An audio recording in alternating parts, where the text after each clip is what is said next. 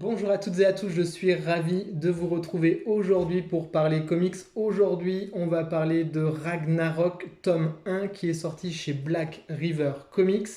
A priori, c'est une série qui était éditée chez Glénat Comics, mais vous connaissez la sombre histoire de Glénat Comics. La majorité des titres ont été abandonnés, sauf un, Lady Mechanica, où ils ont continué à racheter les droits.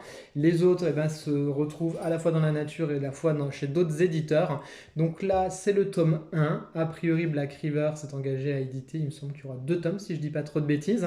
Et en tout cas, il le réédite, format classique. On a 18,90.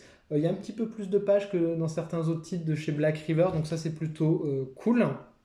Et c'est écrit par Walter Simonson, un monsieur qui a beaucoup œuvré sur Thor chez Marvel, donc il connaît très bien toutes ces mythologies-là. Donc là, on est dans la mythologie nordique. Moi, c'est un genre que j'apprécie un petit peu moins, entre guillemets, que je connais moins surtout.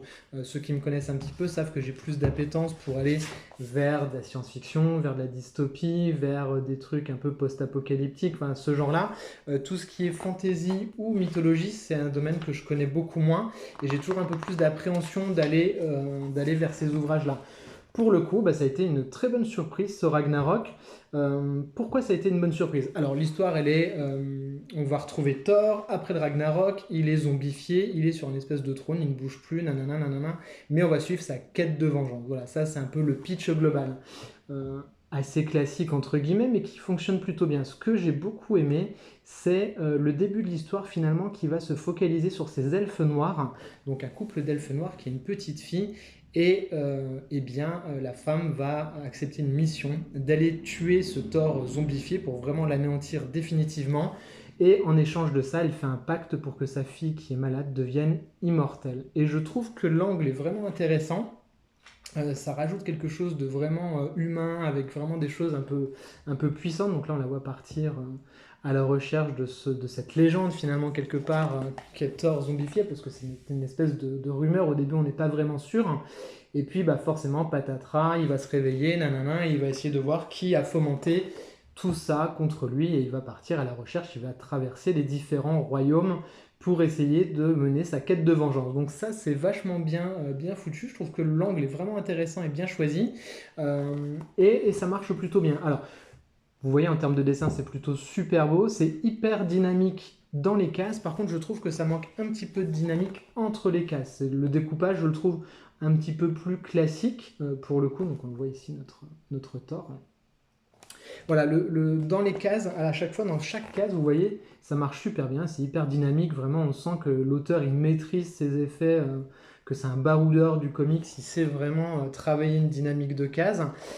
Par contre, effectivement, entre les cases, le découpage, je l'ai trouvé un petit peu plus classique, voilà, un peu moins punchy.